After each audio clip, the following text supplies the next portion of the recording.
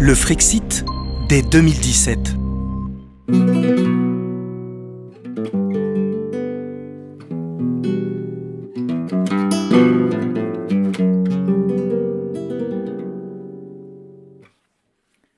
Salut à tous, je suis un musicien, compositeur, guitariste qui pendant très longtemps ne s'intéressait pas du tout à la politique. Je n'ai aucune confiance en François Asselineau.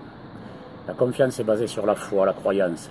Or moi, Pascal Barthes, je ne suis pas très porté sur la croyance. J'ai toujours préféré savoir que croire.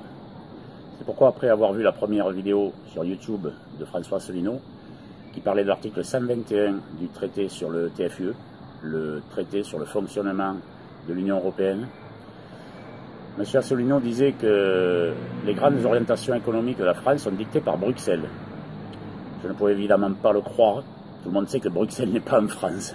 Je me posais pas mal de questions sur la dégringolade de la qualité de vie en France, le chômage, sur les problèmes rencontrés par les agriculteurs, puisqu'il y en a dans ma famille en Bourgogne et en Normandie, éleveurs et producteurs de lait. Ce que j'entendais à la télévision, je ne comprenais rien. Il a fallu que je me mette à chercher sur Internet des réponses et j'ai posé une question sur Google, toute bête, qui gouverne la France.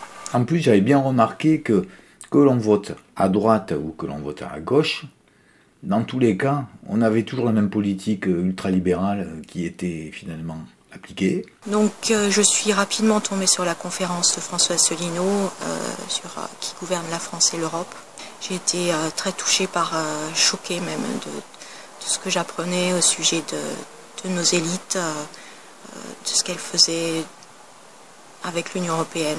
Une des choses que dit Asselineau, qu'explique clairement Asselineau, c'est l'histoire des GOPÉ. Ça m'a beaucoup convaincu. Et Asselineau, je suis désolé, mais c'est vraiment le seul qui explique ça simplement, clairement, et qui chaque fois fournit les documents pour vérifier. Donc tout est sourcé. Donc c'est quand même extrêmement convaincant. Alors j'ai cherché et lu l'article 121 du TFUE où il est dit, allez le voir, ne me croyez pas, allez le voir. Il y a 4 lettres à taper dans Google, TFUE, vous l'aurez de suite. Asselineau, lui, il lutte contre le mondialisme quelque part, c'est-à-dire l'ultralibéralisme généralisé sur toute la planète, quoi. Le rêve des banquiers. Après quelques autres vérifications, j'ai compris. Nul besoin de croire lorsqu'on comprend. Nul besoin de foi lorsqu'on sait. D'ailleurs, M. Asselineau ne s'adresse pas à notre foi ni à notre émotionnel, mais à notre esprit critique, notre logique, notre raison, et aussi notre capacité à rester attentif. Il faut être un peu attentif pour suivre certaines de ces conférences. J'ai adhéré, donc j'ai payé 30 €, ce qui était une grande première pour moi, puisque je n'avais jamais adhéré à aucun parti politique. Mais ce n'est pas en une minute, entre 2 spots de pub, que l'on peut comprendre des choses. Il essaie de rétablir l'âme de la République française, c'est-à-dire la liberté, l'égalité et la fraternité, quoi. Et bon, ça paraît un petit peu vieillot ces termes, mais si on en revient à ce qu'ils signifient vraiment, c'est quelque chose qui est très beau. C'est quelque chose d'unique, c'est quelque chose de grand. La liberté, l'égalité. Les plus humbles vont être traités comme les riches, devant la justice, la santé, etc. C'est quelque chose d'important.